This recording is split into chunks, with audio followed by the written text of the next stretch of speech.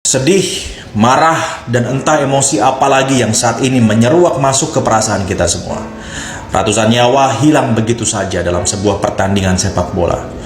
Tragedi kelam Kanjuruhan. Sembari memimpin ruang redaksi untuk terus memberitakan dan melakukan investigasi atas peristiwa ini, saya mengamati dan menyerap banyak informasi. Kesimpulan saya harus ada yang bertanggung jawab, karena tragedi ini murni manajemen yang buruk dari sebuah penyelenggaraan event olahraga, dan jelas sekali terdapat banyak pelanggaran SOP pada crowd handling. Tragedi ini tidak boleh berakhir hanya dengan mohon maaf. Kata-kata yang akan kami telusuri, apalagi hanya bilang mau dievaluasi. Kalau berani, copot, ganti. Publik juga jangan berhenti menuntut. Kita bisa berangkat dari tidak diindahkannya surat edaran kepolisian yang meminta agar penyelenggaraan pertandingan dilakukan jam 3 sore. Namun penyelenggara membalas dan memastikan pertandingan tetap akan berjalan jam 8 malam. Pertama, perlu ditelusuri kenapa penyelenggara memaksa pertandingan dilakukan jam 8 malam, padahal potensi chaos sudah di depan mata. Kepentingan apa yang sedang diperjuangkan? Alasan-alasan apa yang membuat arahan polisi harus tidak digubris? Apakah alasan bisnis? Alasan apa lagi? Ya, kami perlu tahu. Hal yang sama juga kita bisa bertanya kepada kepolisian. Apakah penyelenggara lebih powerful sehingga arahan kepolisian boleh tidak digubris penyelenggara? Lalu selanjutnya, penggunaan gas air mata oleh aparat keamanan. Saya tidak percaya jika aparat tidak tahu bahwa gas air mata dilarang oleh FIFA untuk digunakan dalam sebuah pertandingan sepak bola. Kita kan bukan baru kemarin sore bermain bola, pasti tahu.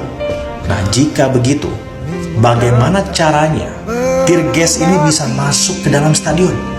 Apakah tidak ada mekanisme checking? Lalu tear gas ini ditembakkan pula pada saat masa masih padat duduk di tribun. Tidak masuk akal. Jadi siapa yang mengizinkan tear gas masuk ke dalam stadion dan siapa yang menembakkannya itu harus diusut tuntas. Pada saat masa keotik, pintu keluar lapangan tidak dibuka seluruhnya. Inilah yang membuat masa semakin panik dan kemudian akhirnya terkonsentrasi di beberapa titik sehingga mengakibatkan sesak dan terinjak, yang merupakan penyebab utama jatuhnya korban tewas hingga ratusan orang. Saya menduga penyelenggara tidak profesional dan tidak teredukasi mengenai crowd control.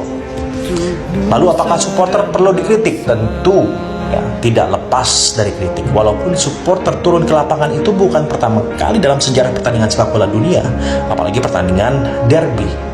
Tidak bisa dibenarkan, saya setuju, tetapi juga jangan sampai menyalahkan supporter menggeser kita dari upaya untuk mengurai penyebab sebenarnya tragedi yang memilukan ini. Angka kematian ini mungkin akan terus bertambah dan pada suatu saat nanti hanya akan menjadi sejarah kelam dan kemudian terlupakan. Namun orang tua yang ditinggalkan, anak-anak yang ditinggalkan, istri-istri yang ditinggalkan akan selamanya menjadi pembenci bola. Minta maaf saja tidak cukup, itu lagu lama. Janji evaluasi pun tidak cukup, itu janji basi. Investigasi, bongkar, dan pastikan yang harus bertanggung jawab mempertanggungjawabkan perbuatannya. Lepaskan dari kepentingan politik, kepentingan bisnis. Kali ini kita semua harus berdiri di kepentingan korban dan masa depan sepak bola Indonesia yang nasibnya kian tidak menentu.